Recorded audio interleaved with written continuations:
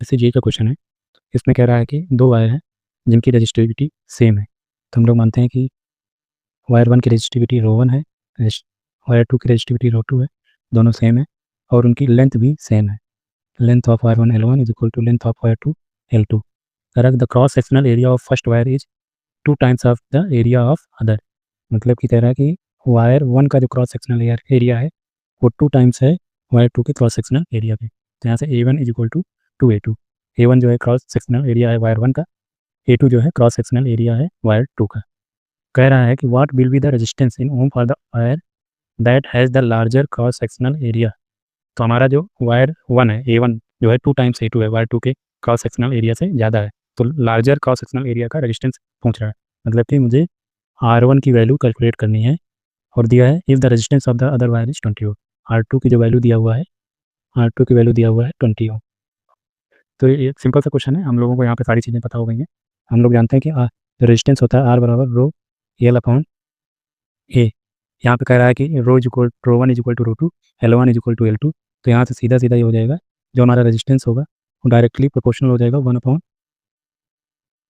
Cross sectional area के, क्योंकि यहाँ पे रो one row two L1 L2 दोनों सब सेम है। तो यहाँ से डायरेक्ट कन्वेंस फार्मूला लगा देंगे, R1 upon R2 is equal to 1 upon A1 equal to 1 upon A2।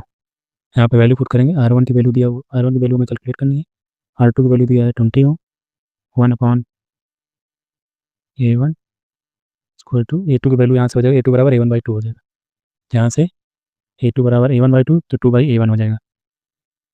यहाँ से A1 से A1 कैंसिल हो जाएगा, R1 equal to 20 equal to 1/2 हो जाएगा। R1 की वैल्यू हो जाएगी 20/2, R1 बराबर हो जाएगा 10 ohm. Option number D is correct option. SSC JEE 2018 में क्वेश्चन पूछा गया है कि determine the current through both the resistance. यहाँ पे रेजिस्टेंस 10 ओम का दिया हुआ है, यहाँ 20 ओम का रेजिस्टेंस दिया हुआ है। ये दो वोल्टेज सप्लाई लगाएंगे 20 वोल्ट की, 10 वोल्ट की। कह रहा है कि दोनों रेजिस्टेंस में करंट की वैल्यू कैलकुलेट करनी है। तो ये सिंपल सा क्वेश्चन है, इसमें हम लोग क्या करेंगे, नोडल एनालिसिस करेंगे। इस नोड पे वोल्टेज मान लेते हैं V1 है, इसको हम डिफरेंस मान लेते हैं ग्राउंड, नोडल लगा देते हैं V1। यहाँ से नोडल जब लगाएंगे तो V1 is equal to 20 volt हो जाएगा, क्योंकि ये जो वोल्टेज है ये यहाँ डायरेक्ट कनेक्टेड है। तो हमारा जो V1 की जो वैल्यू आ जाएगी, इस नोड की जो वैल्यू आएगी 20 वोल्ट के बराबर हो जाएगी। तो इस प्रकार से जो I1 की जो वैल्यू आएगी, I1 इज इक्वल टू हो जाएगा V1 माइनस 0 अपॉन 10 ओम। तो I1 बराबर हो जाएगा, V1 दिया है 20 ओम, 20 वोल्ट, 10 ओम, 20/10, 2 एम्पियर। तो I1 की जो वैल्यू आएगी 2 एम्पियर हो जाएगी।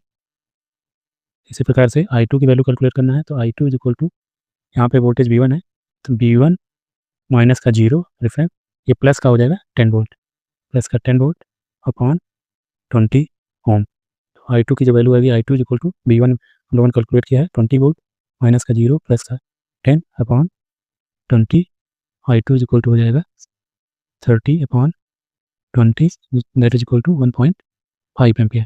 तो I2 की जो वैल्यू आएगी 1.5 एम्पियर। इस प्रकार से जो हमारा ऑप्शन होगा I1 is equal to 2 ampere, I2 is equal to 1.5 ampere.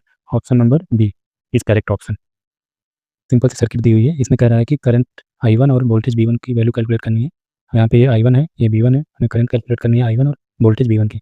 Simple सी सर्किट है, यहाँ पे दो करंट सोर्स दिए हुए हैं, 1 एम्पियर का करंट सोर्स है, 3 एम्पियर का करंट सोर्स है। हम लोग इसमें सिंपल सा KCL का रूल लगाएंगे इस नोड पर, नोड एक्स पर KCL यूज करेंगे। हम लोग जानते हैं इनकमिंग नोड पर आने वाली करंट्स की वैल्यू का जो सम होता है करंट से बाहर जाने वाली करंट्स के सम के बराबर होता है। तो नोड पर कौन कौन से करंट आ रही हैं, 1 एम्पियर, यहाँ पे 1 एम्पियर आ रहा है, 3 एम्पियर। इनकमिंग करंट से 1 + 3 is equal to outgoing कौन सी है, I1 है, यहाँ पे I1। तो इस प्रकार से जो हमारा I1 आएगा, I1 is equal to 4 ampere. हम लोग जानते हैं कि जो वोल्टेज होता है, वोल्टेज इज इक्वल टू होता है करंट मल्टीप्लाइड बाई रेजिस्टेंस। यहाँ से वोल्टेज जो हमारा V1 है, V1 इज इक्वल टू हो जाएगा I1 मल्टीप्लाइड बाई रेजिस्टेंस दिया हुआ है 8 ओम का।